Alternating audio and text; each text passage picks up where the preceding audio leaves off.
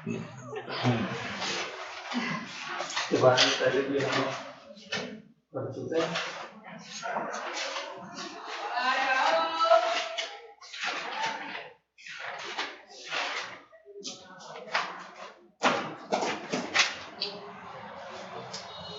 जब भी रोटेशन होगा तो वहां पर हम लोग मोमेंटम की जगह एंगुलर मोमेंटम वर्ड यूज करेंगे, ठीक है। जैसे लीनियर मोशन में हम लोग डिस्प्लेसमेंट के लिए एस यूज करते हैं, तो एंगुलर डिस्प्लेसमेंट के लिए रोटेशन के अंदर बोलिए थीटा, ठीक है। इसी तरीके से लीनियर वेलोसिटी के लिए v, तो एंगुलर वेलोसिटी के लिए ओमेगा। लिखिए, साथ में लिखिए, उसके लिए अलग से बताना पड़ेगा। एक्सेलरेशन तो अल्फा, एंगुलर एक्सेलरेशन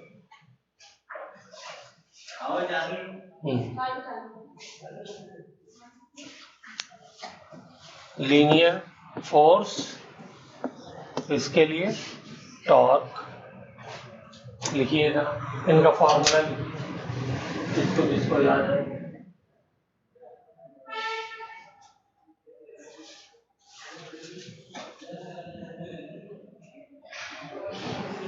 लीनियर के क्या इनका फॉर्मूला होता है वो भी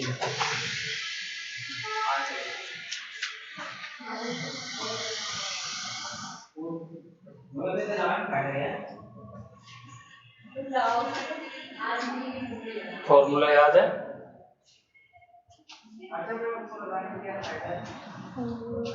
नहीं याद?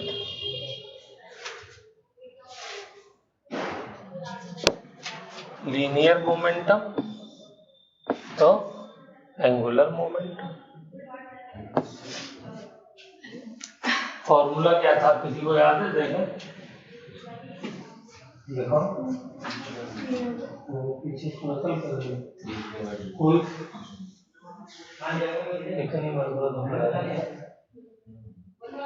सिंपल,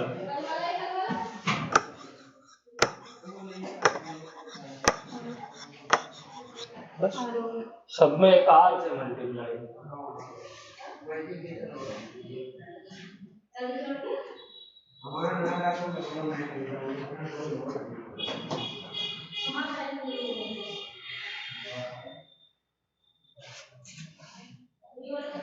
इसको थोड़ा सा उल्टा करना पड़ेगा, यहाँ पे आर पे डिवाइड करेंगे और यहाँ पर भी डिवाइड करेंगे, इन दो में डिवाइड करेंगे, बाकी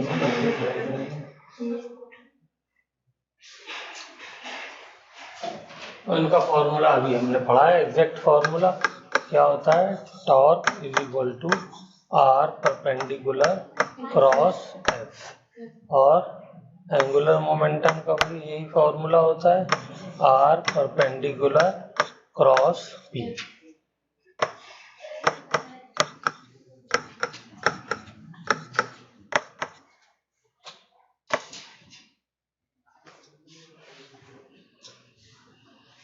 तो बस इतना सा आपको याद रखना है, बाकी क्वेश्चन करते हैं। तो जब कोई चीज रोटेट होगी या सर्कल में घूमेगी तो वहां पर ये वाले पैरामीटर्स हम लोग यूज करेंगे, और लीनियर मोशन करेगी तो ये वाले करेंगे। लाइन में चल रही है तो ये वाली चीजें यूज होंगी, रोटेट कर रही है, ठीक है, या सर्कल में घूम रही है तो ये वाली चीजें। इतनी सी बात याद रखेंगे। चलिए एक क्वेश्चन करते हैं। क्वेश्चन है r vector is equal to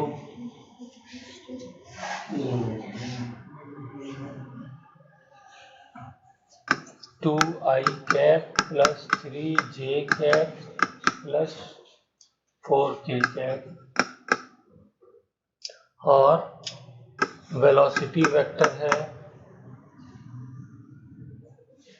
3i cap plus 2 j cap plus 5k cap.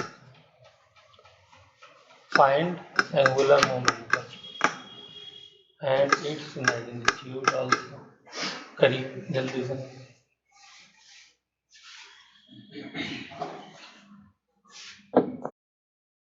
तीसरी बार में इस वाली लाइन को छुपाएंगे, इस वाली लाइन को छुपाएंगे तो इसको इससे मल्टीप्लाई करेंगे। 2 को 2 से किया प्लस साइन यहाँ पर आएगा, 2 को 2 से किया 2 दूनी 4, 3 को 3 से किया 3 तिया 9 और यहाँ पर k लग जाएगा। बस इसको सॉल्व कर लीजिए, ये आ जाएगा मेरा एंगुलर मोमेंटम का क्रॉस प्रोडक्ट। 15 में से 8 गया 7 आई कैप और ये -12 प्लस 10 -2 और minus minus plus plus 2 j cap और यहाँ पे -5 के कैप। ये आंसर आ गया। इसका मैग्नीट्यूड निकालना होता है तो क्या करते हैं हम लोग, स्क्वायर करके रूट कर देते हैं सारे नंबर का। तो 7 का स्क्वायर प्लस 2 का स्क्वायर -5 का स्क्वायर, इसका आंसर आ गया 7 7 49, 2 दूनी 4, 5 पंजे 25। बस ये आ गया आंसर। क्या आएगा बोलो? 5 4 9 9 9 18 का 18 लगा 1 और 1 2 3 3 और 4 7 70।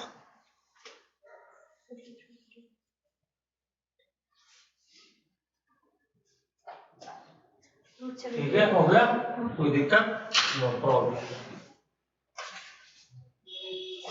चलिए, और इसको ग्राफ में अगर दिखाना हो तो कैसे दिखाएंगे? ग्राफ वाला याद है? ये ग्राफ,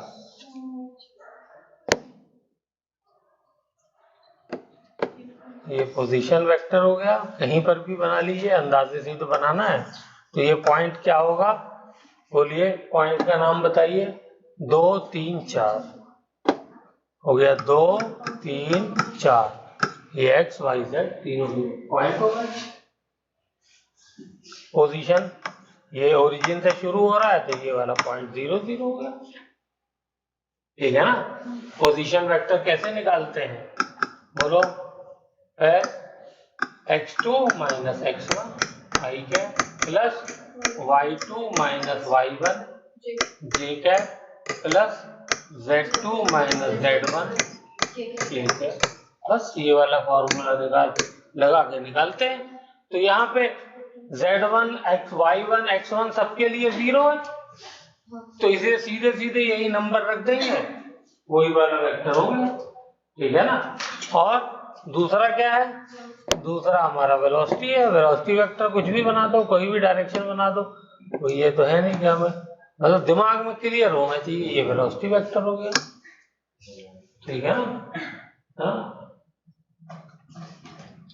तो ये आ गया एंगुलर मोमेंटम।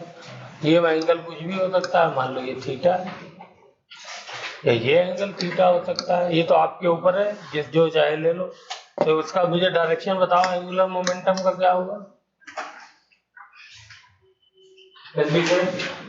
डायरेक्शन बोलिए। L is equal to r cross p. तो मोमेंटम का डायरेक्शन तो वही होगा जो P का डायरेक्शन है, जो वेलोसिटी का डायरेक्शन है वही जो है मोमेंटम का डायरेक्शन होगा, क्योंकि P का फॉर्मूला क्या होता है? P का फॉर्मूला होता है मास इनटू वेलोसिटी। तो जो वेलोसिटी का डायरेक्शन वही मोमेंटम का डायरेक्शन, और पोजीशन वेक्टर का डायरेक्शन ये है। तो क्या करेंगे, ये हेड टू टेल मिल रहा है, मुझे क्या चाहिए? टेल टू टेल चाहिए होता है। तो टेल टू टेल ये हो गया, तो इसको मैंने क्या किया? पैरेलल शिफ्ट कर दिया। पैरेलल शिफ्ट किया तो ये मेरा आर वेक्टर पहुंच गया और ये मेरा वी वेक्टर या पी वेक्टर, यहां से उंगलियों को घुमाया पहले वेक्टर से दूसरे वेक्टर की तरफ, अंगूठा अंदर, इसका मतलब मेरा एंगुलर मोमेंटम का डायरेक्शन इनसाइड। ठीक है? और ये जितने भी वेक्टर पढ़ रहे हैं, ये सारे के सारे वेक्टर क्या कहलाते हैं? एक्सियल वेक्टर कहलाते हैं। ये मैंने पहले भी बताया हुआ है। ये अलोंग द एक्सिस होते हैं और परपेंडिकुलर होते हैं।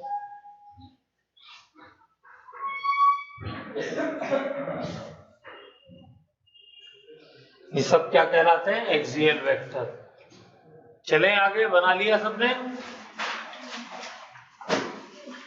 चलिए ये देखिए, ये सब एक्सियल वेक्टर हैं, चाहे वो थीटा हो, चाहे ओमेगा हो, चाहे अल्फा हो, चाहे टाउ हो, चाहे एंगुलर मोमेंटम, सब एक्सियल वेक्टर है। सबका डायरेक्शन पता है ना? थीटा का डायरेक्शन कैसे निकालेंगे?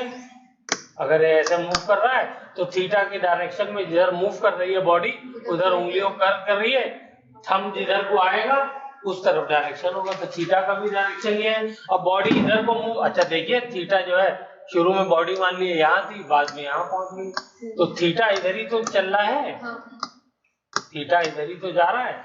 अच्छा, जब इधर जा रही है तो एंगुलर वेलोसिटी भी यही हो गई, तो एंगुलर वेलोसिटी के डायरेक्शन में थंब को मूव करिए तो एंगुलर वेलोसिटी का भी डायरेक्शन आउट ऑफ प्लेन आएगा।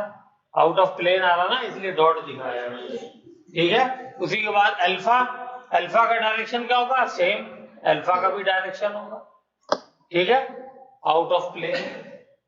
ओके, लेकिन अल्फा के बारे में क्या मैंने बताई थी खास बात?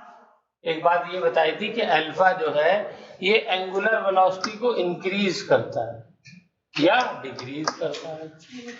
अल्फा जो है, दो तरीके के एक्सेलरेशन पढ़े थे ना हमने। ये वाला कौन सा वाला है? टेंजेंशियल एक्सेलरेशन, जो टेंजेंशियली लगता है इस तरीके से, ऐसे लगता है सर्कल में, ठीक है। और एक एक्सेलरेशन ऐसे लग रहा था, इस वाले को हम लोग कहते थे, बोलिए, रेडियल या सेंट्रीपिटल एक्सेलरेशन। और ये वाला क्या था? Tangential acceleration. तो ये जो फॉर्मूला है ये टेंजेंशियल के लिए है। सेंट्रीपिटल के लिए फॉर्मूला कौन सा था? सेंट्रीपिटल के लिए v²/r, ये वाला फॉर्मूला था। ये भी है कहीं कोने में लिख दी है, पूरा रिवीजन करा दिया है मैंने आपको।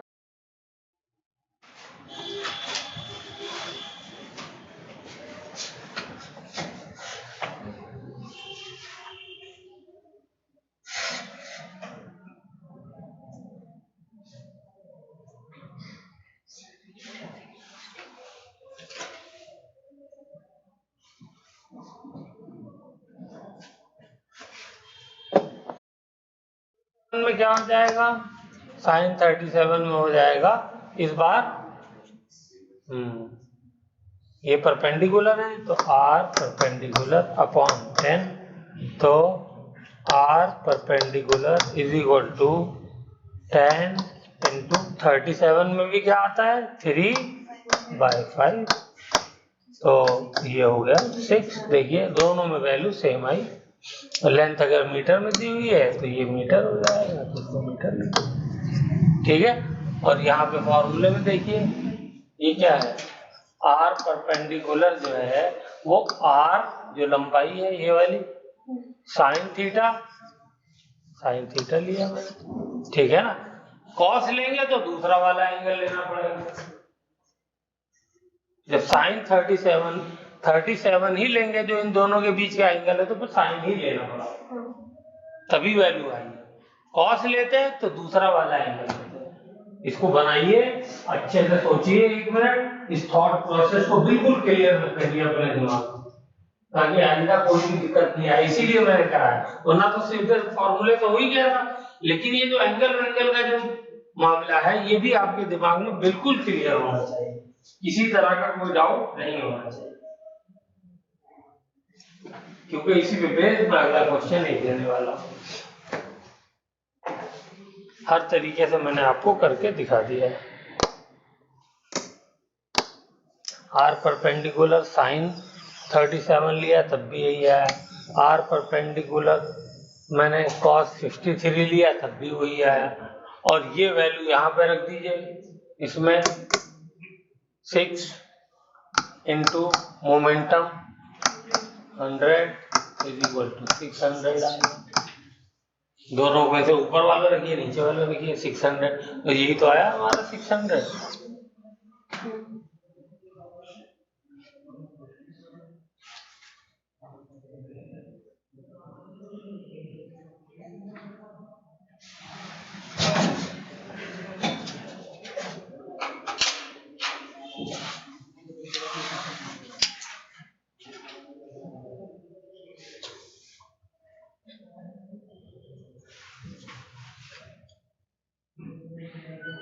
चले चलिए।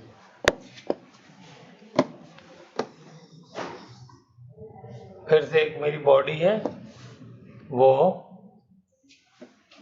मूव कर रही है, वेलोसिटी v है इसकी, इससे मूव कर रही है, ठीक है।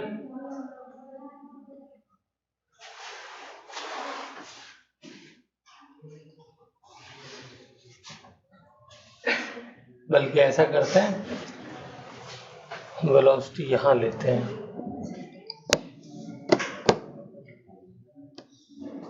ये और ये,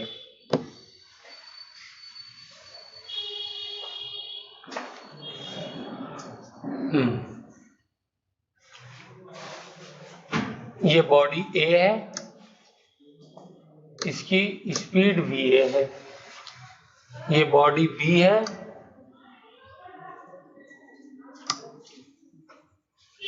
ये A बॉडी है, इसकी स्पीड है VA। ये बॉडी B है, इसकी स्पीड है VB। ये स्पीड है और इसका डायरेक्शन जो है वो डायरेक्शन ये है।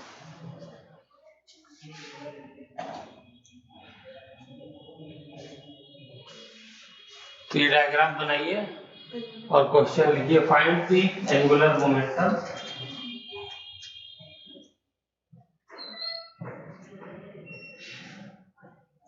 Of body A and B about origin.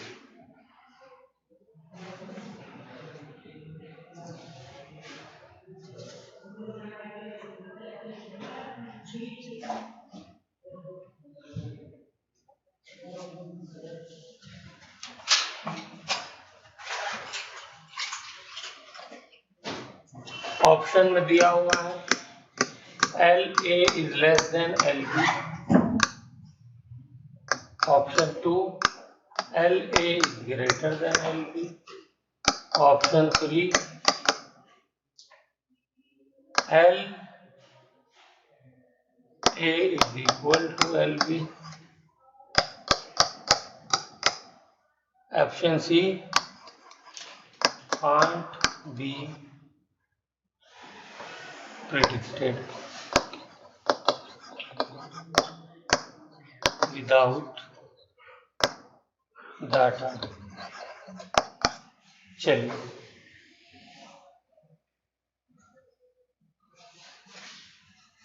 बोलिए।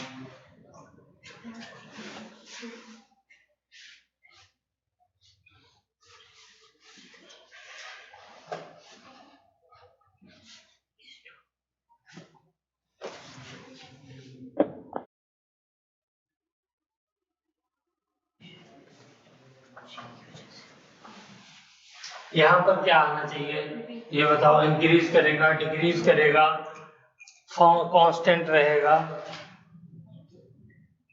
एंगुलर मोमेंटम इंक्रीज करेगा। इंक्रीज करेगा। चलिए एक आंसर आया, तुम बताओ मुस्कान, क्या समझ में आ रहा है? इंक्रीज करेगा, डिक्रीज करेगा? इंक्रीज ही करेगा। इंक्रीज ही करेगा, क्यों? तुम बताओ प्रियंका, और सोचो।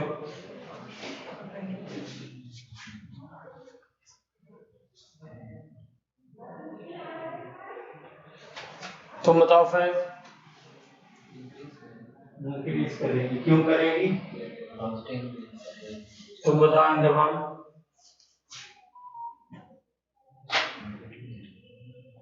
जोर से बोलो ताकि और लोग भी सुन लें, मैं भी नहीं सुन पाया। क्यों?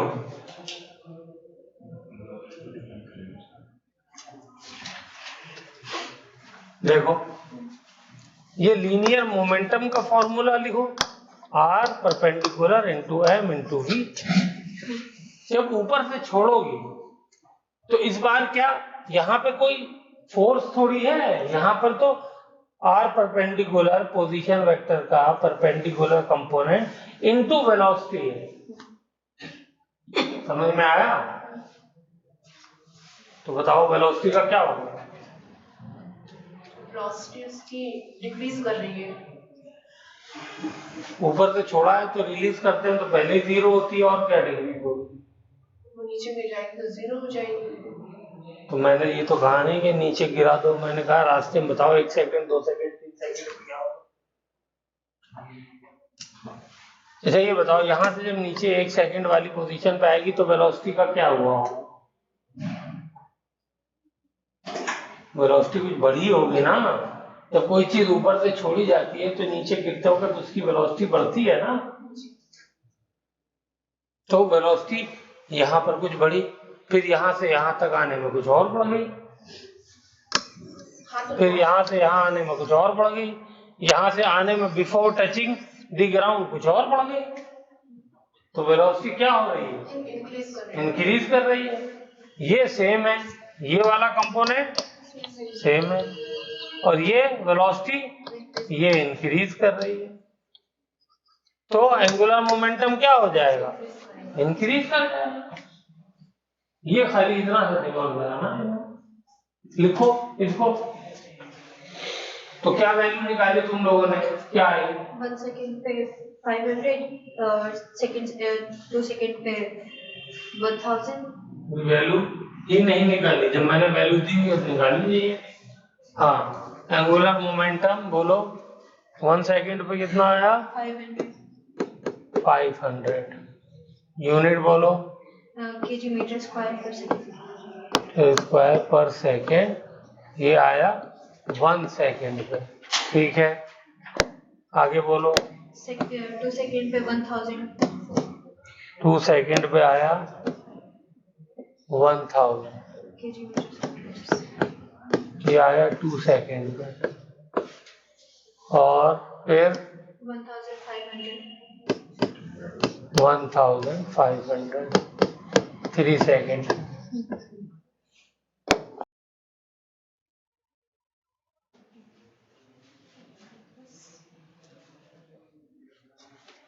अभी तक हमने पढ़ा था कंजर्वेशन ऑफ लीनियर मोमेंटम, और उसके काफी क्वेश्चन प्रैक्टिस किए, काफी डिटेल में उसको पढ़ा, और उसका सबसे ज्यादा एप्लीकेशन कहाँ किया था? हाँ जी बोलो, कंजर्वेशन ऑफ लीनियर मोमेंटम का सबसे ज्यादा एप्लीकेशन कहाँ किया था? कोलिजन के अंदर। एक्सटर्नल फोर्स 0 था, F external is equal to 0, तो dp बाई dt इसके बराबर होता है, फोर्स अप्लाइड के बराबर होता है, ये इक्वल टू 0 हो गया, तो dp इज इक्वल टू 0 हो गया, और dp इज इक्वल टू क्या होता है? p final minus p initial. तो यानी फाइनल मोमेंटम बराबर इनिशियल मोमेंटम, इसी को क्या कहते हैं? कंजर्वेशन ऑफ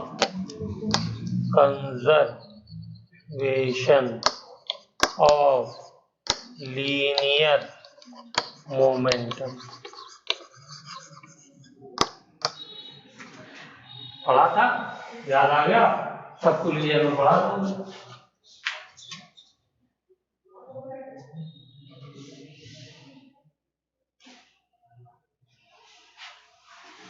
अगर किसी बॉडी पे, किसी सिस्टम ऑफ पार्टिकल्स पे बाहर से कोई फोर्स नहीं लग रहा है तो उस सिस्टम का मोमेंटम कंजर्व रहेगा। ये हमने पढ़ा था, बॉम्ब का एग्जांपल देखा था, गन का एग्जांपल देखा था, ठीक है। कोलिजन, दो बॉल कोलाइड हुई तो वहां पे देखा था, एक की वेलोसिटी दूसरे की वेलोसिटी। एक से एक क्वेश्चन किए थे, एकदम बहुत ही धाकड़ वाले, बिल्कुल सेम चीज रिपीट कर दो। अगर टॉर्क एक्सटर्नल 0 हो जाए तो टॉर्क बराबर होता है dl by dt, rate of change of angular momentum. ये rate of change of linear momentum था, वो rate of change of angular momentum होगा। तो अगर एक्सटर्नल टॉर्क 0 है तो चेंज इन एंगुलर मोमेंटम क्या हो जाएगा? 0। तो angular momentum final will be equal to angular momentum initial. ये हो जाएगा। इसका मतलब क्या हो गया? लिखिए, इसका मतलब हो गया कि if external torque on the system of particle is 0, then angular momentum will be conserved.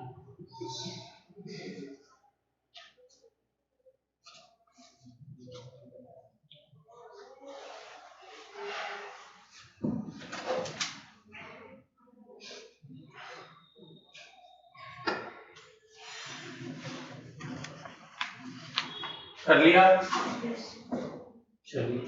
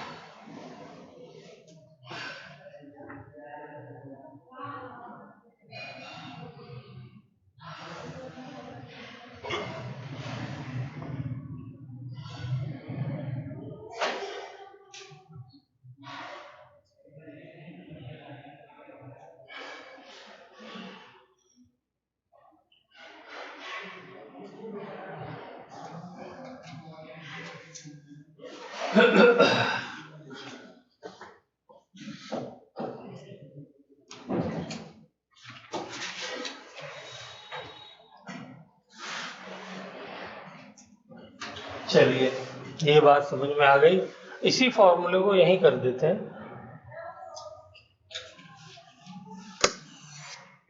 ये चलिए, ये वाला फॉर्मूला आगे लिखते हैं। टॉर्क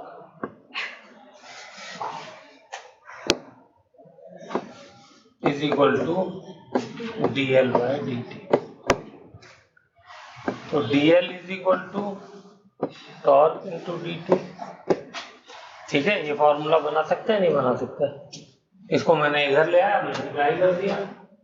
ठीक है, अगर मुझे पूरा मोमेंटम, ये तो है बहुत स्मॉल टाइम के लिए एंगुलर मोमेंटम, अगर टॉर्क कांस्टेंट है, torque is constant, torque is constant, तो बताइए क्या हो जाएगा? इसको इंटीग्रेट कर देंगे, इंटीग्रेट करेंगे तो इधर आ जाएगा, टॉर्क बाहर आ गया, और dt का इंटीग्रेशन क्या हो जाएगा? dt का इंटीग्रेशन t हो जाएगा, टाउ t हो गया। तो ये एक अच्छी और इम्पोर्टेंट रिलेशनशिप है, इसको याद रखिए।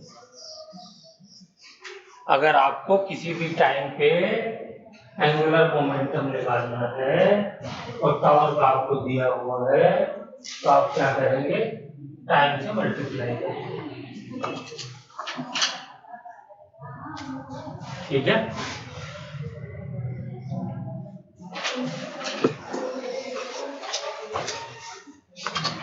हो गया? चलिए, सेम क्वेश्चन रिपीट करिए फिर से। बॉल यहां से रिलीज करी, मास वही 1 kg ले लिए, या इस बार 5 kg ले लेते हैं। ठीक है, तो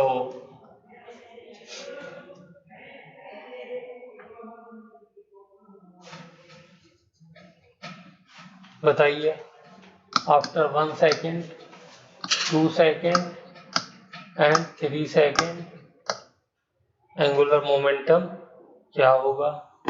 ये बॉल ऐसे गिर रही है, और इस बार ये जो डिस्टेंस है, ये मैं ले लेता हूँ,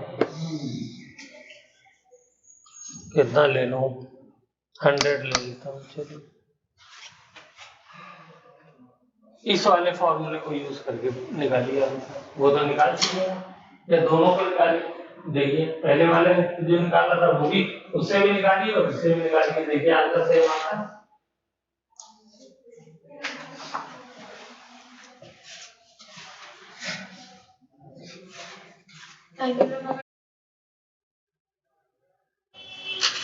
या दोबारा मैं करके दिखाऊं पुराना वाला।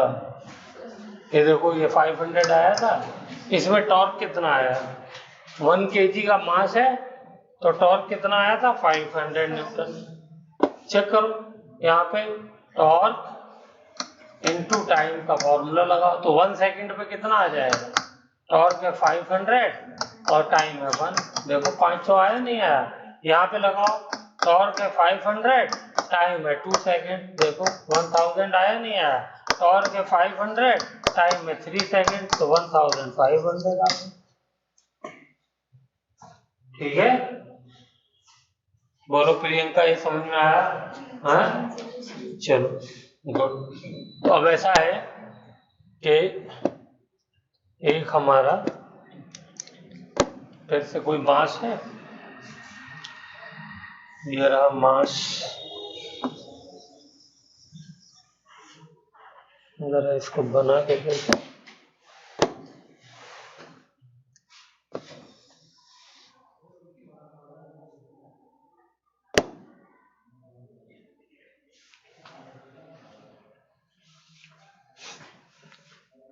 एक लाइन खींचनी है तो इतनी सारी बना रहा है। प्रोजेक्टाइल,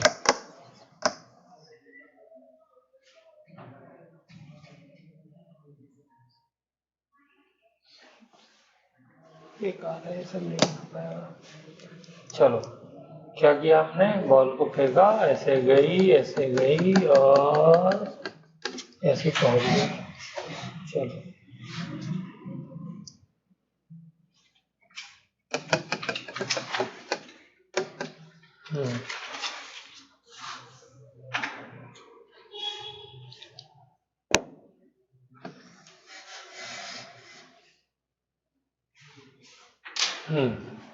वेलोसिटी v से फेंका मैंने, v वेलोसिटी।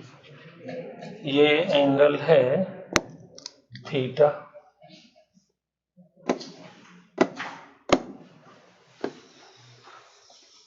ये सब तो हमको मालूम है ना, अभी बताया था।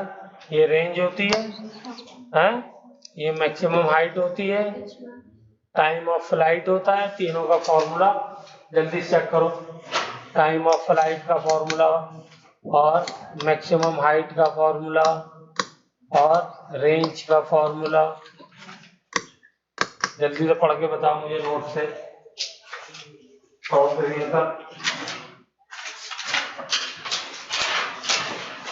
जो अभी खोला था वहां से लिखा हुआ है ना,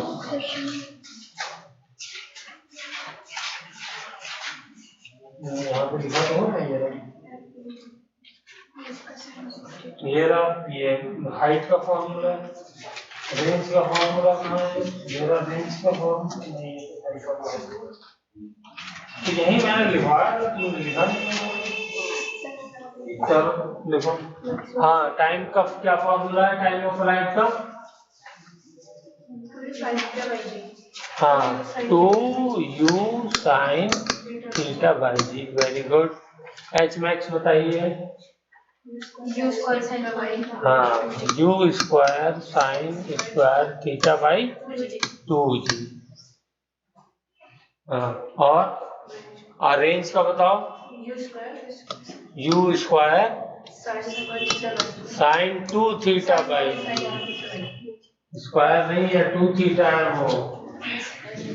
तो हमने क्वेश्चन भी किया था, ये कैसे आया था?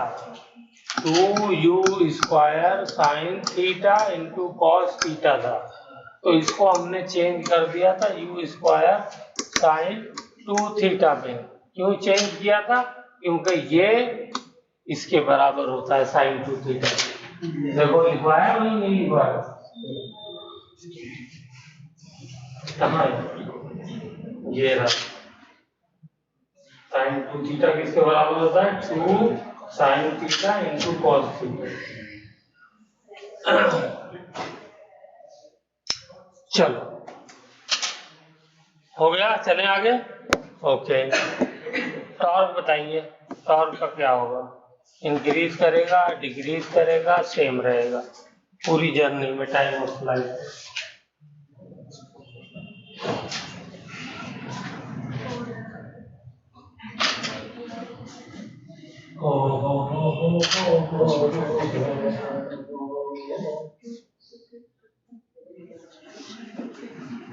फिर उसके बाद एंगुलर मोमेंटम बताइए।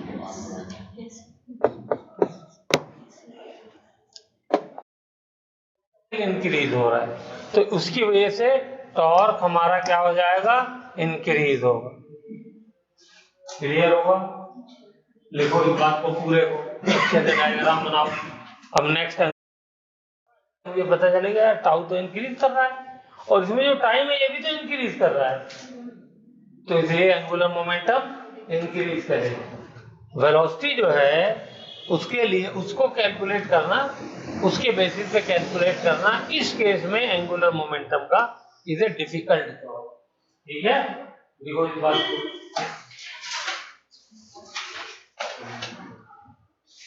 तो एंगुलर मोमेंटम हम इस फॉर्मूले को, अब इस फॉर्मूले का मैं आपको यूटिलाइजेशन भी करा। 100 मीटर पर सेकेंड और मास है 1 kg। तो टॉर्क की इक्वेशन बनाइए और एंगुलर मोमेंटम की इक्वेशन बनाइए।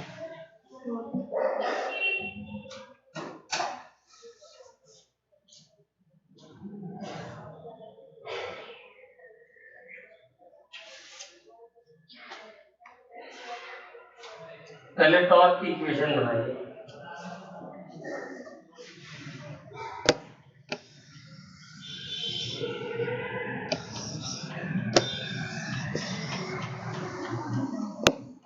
पूरे टाइम ऑफ फ्लाइट पे या फिर एच मार्क्स किसी पर भी बनाइए, इक्वेशन बनानी है तो टाइम टी के लिए बनाइए, तो टाइम टी के लिए कहीं पहुंचा होगा।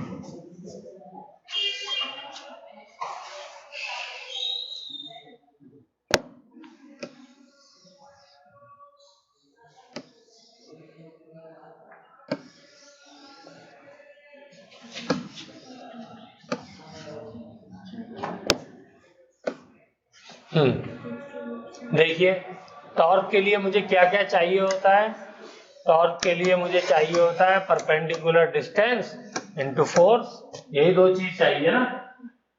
तो फोर्स तो मुझे पता है, बहुत आसान है, mg होता है। परपेंडिकुलर डिस्टेंस मुझे पता नहीं, यही तो पता नहीं है। और परपेंडिकुलर जो डिस्टेंस है वो क्या है, वो ये वाला है, रेंज वाला डायरेक्शन में है। तो रेंज वाले डायरेक्शन में जो परपेंडिकुलर डिस्टेंस है वो टाइम के साथ कैसे चेंज हो रहा है, अगर मैं ये इक्वेशन बना दूं तो मुझे आर की वैल्यू मिल जाएगी। तो आर की वैल्यू बताइए किस फॉर्मूले से निकलती है, परपेंडिकुलर कौन से फॉर्मूला निकलता है, सेकंड इक्वेशन लगाइए, s is equal to u t plus half a t square. बोलो निकालो, चलो अब निकाल के बता दो। का कंपोनेंट है ये component in the x direction, ये क्या हो जाएगा 100 cos 37, और ये परपेंडिकुलर जो ऊपर ले जा रहा है ये क्या हो जाएगा 100 sin 37। लेकिन इसकी तो मुझे जरूरत नहीं है, मुझे तो ये वाली चाहिए। तो ये बताइए क्या वैल्यू हो जाएगी, 100 इंटू कॉस 37 कितना होता है, बोलिए 4/5। तो ये कट गया, 20 हो गया, तो हो गया 80 मीटर पर सेकेंड, ये हो गई। तो इनिशियल वेलोसिटी क्या हो गई, इस वाले फॉर्मूले में रखेंगे तो 80 हो गई। टाइम, टाइम तो मुझे कुछ पता नहीं है, टाइम के लिए तो निकालनी है इक्वेशन, किसी भी टाइम के लिए बोलिए। अब बोलो एक्सेलरेशन यहाँ पे क्या रखेंगे 10, 0 क्यों 0 रखेंगे, एक्स हाँ, एक्स डायरेक्शन में कोई एक्सेलरेशन नहीं है। देखो दिमाग चलने लगा तुम लोगों का। जो ग्रेविटेशनल एक्सेलरेशन है वो तो वाई डायरेक्शन में लगता है, तो हम तो सारे एक्स डायरेक्शन की चीजों से डील कर रहे हैं। तो ये हो जाएगा पूरा टर्म 0। तो आर परपेंडिकुलर मैंने निकाल लिया, कितना है 80 टी। तो यहाँ पे रख दो 80, ये टॉर्क यहाँ रखना है ना, सॉरी। तो ये हो जाएगा 80, सॉरी, तो आर परपेंडिकुलर की जगह पर मैं रखूंगा 80 टी, और mg कितना है, मैंने वजन कितना लिया 1 किलो, और इंटू जी 10, तो ये 10 हो गया। तो इक्वेशन क्या बन गई 800 टी। आई समझ में बात? सर ग्रेविटेशन फोर्स का नाम लेना चाहिए, mg10 ग्रेविटेशनल फोर्स टॉर्क के लिए नहीं लग रहा है, ऐसे लग तो रहा है। फोर्स कैसे लग रहा है, फोर्स ऐसे लग रहा है, डिस्टेंस ये वाला चाहिए होता है। तो ये तो हमने डिस्टेंस निकाला है ना, फोर्स का डायरेक्शन तो ये है mg, जब तो ये हमारा परपेंडिकुलर डिस्टेंस बना था। टॉर्क में अलग चाहिए होता है ना, टॉर्क में फोर्स चाहिए यही वही वाला जो लग रहा है। डिस्प्लेसमेंट निकालने के लिए क्या चाहिए, एक्सेलरेशन, और एक्सेलरेशन उस डायरेक्शन में नहीं लग रहा है जिस डायरेक्शन में हम डिस्प्लेसमेंट निकाल रहे हैं। लेकिन अगर हमसे कहे डिस्प्लेसमेंट वाई डायरेक्शन में निकालो तब लगेगा, और तब वेलोसिटी कौन सी वाली लेंगे, ये वाली लेंगे। आई बात समझ में? चलो निकाल करके दिखाओ।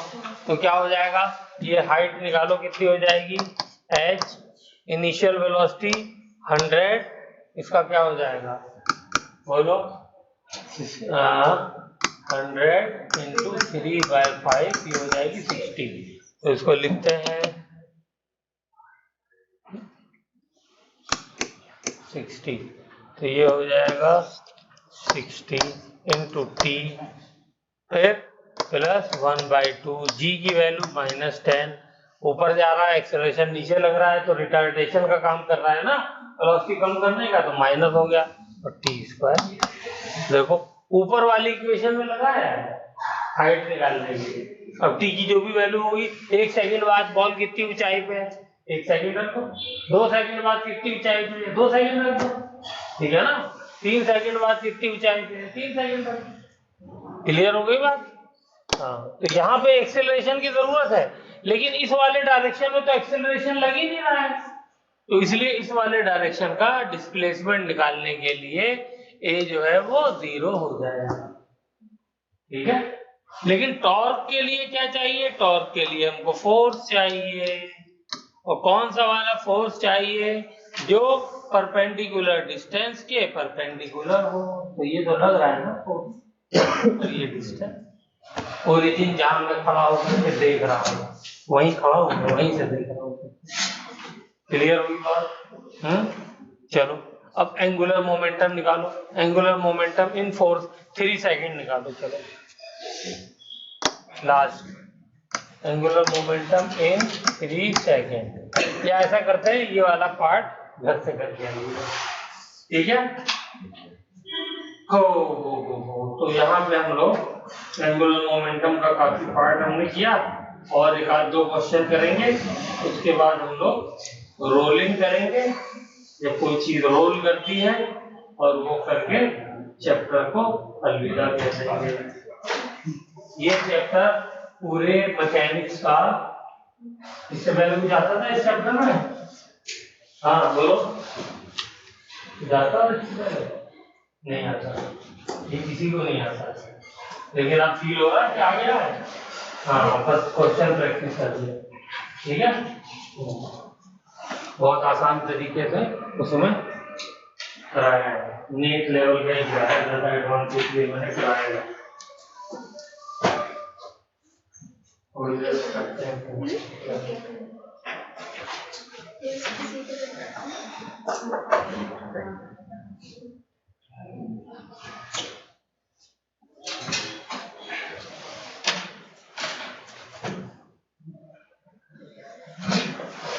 I see.